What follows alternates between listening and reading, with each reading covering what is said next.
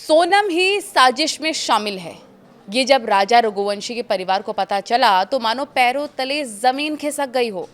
सोनम भले ही ससुराल में बहुत कम समय बिता चुकी हो, लेकिन उसकी बातें और डिमांड ये दोनों अब परिवार को याद आ रखे हैं। अगर परिवार पहले शक करता तो शायद राजा जिंदा होता।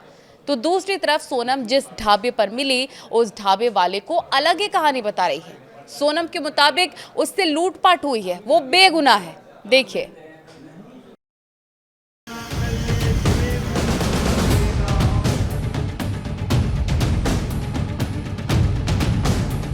सोनम मिल चुकी है, पुलिस जांच कर रही है, लेकिन उलझती जा रही है अभी भी एक गुत्थी।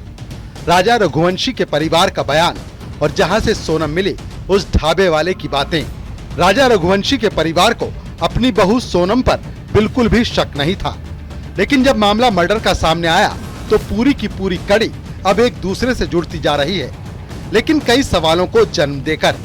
पहले राजा रघुवंशी की मां का बयान सुनवाते हैं, जिसमें वो अपनी बहू को कोस रही हैं। जिस बहू को कल तक ढूंढ रही थी, आज उसे देखना नहीं चाहती। तो वहीं सोनम की मां कह रही है, जांच के बाद पता चलेगा। ये दर्द दो माओं का है, एक को अपनी बेटी पर लगे आरोपों का तो दूसरी को बेटे के खोने का। लेकिन सोनम पर शक पहले नहीं, ये शक उठा गिरफ्तारी और पुलिस के खुलासे के बाद। धन्यवाद है जो मिल गई है, तो लेकिन क्या ये तो वो भी दुख है और ये भी दुख है। अभी तो राजा के कातिल का भी पता पड़े। अब दुख तो है, मिल भी गई है तो भी हमको तो दुख ही है, छोरा चला गया तो बस धन्यवाद मिल गई। तो गोविंद भैया ने कुछ बताया किस तरह से सूचना आई आप तक? बस मेरे से ये बोला कि मिल गई है और वहाँ मिली है और मैं जा रही हूँ बस। सोनम पे आरोप लगे हैं। मैं चाहती जो 3 लड़के पकड़ा है, पहले तो उनसे कड़ी से पूछताछ होए, फिर इसके बाद सोनम से भी पूछताछ होए, उसके बाद में अपन सोनम का नाम ले सकते हैं।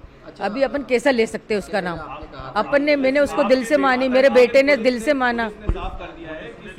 सोनम ही ने किराए पे लेकर के गई थी भाड़े पे और उसी ने मर्डर करवाया। हो सकता है सोनम ने जब उसको चेन पहनने का क्यों बोला? कौन पत्नी बोलती कि तुम चेन लेके आओ घर से? कोई पत्नी बोलती क्या? अच्छा, जाने का टिकट सोनम ने करवाया था और आने का टिकट नहीं करवाया। जाने का टिकट सोनम ने करवाया था।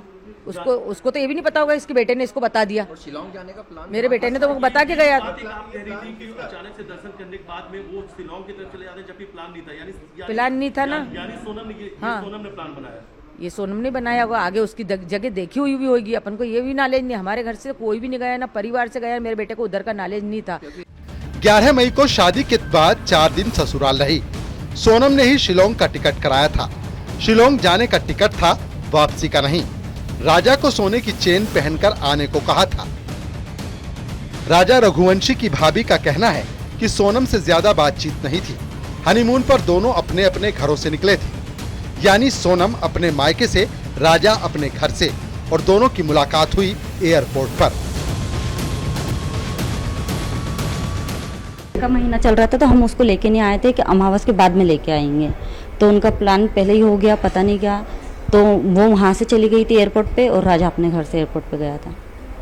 अच्छा, शादी होने के बाद विदाई हो के यहाँ आई कितने दिन थी? 4 दिन।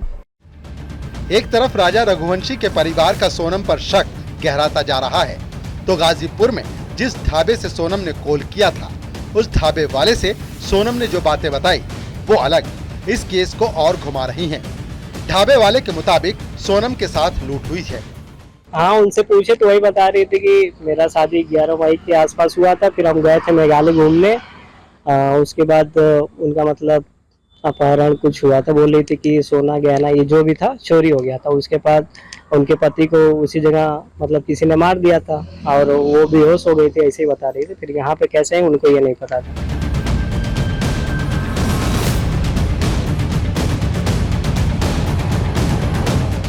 ढाबे वाले के मुताबिक सोनम से लूट हुई और राजा रघुवंशी की हत्या, जो सोनम ने ढाबा संचालक को बताया।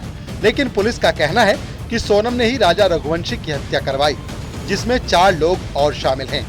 फिलहाल राजा रघुवंशी मर्डर केस के पीछे कितने रहस्य हैं, इसका खुलासा होना बाकी है। अब सोनम के कबूलनामे का इंतजार है। Bureau report, news 18, Uttar Pradesh, Uttarakhand.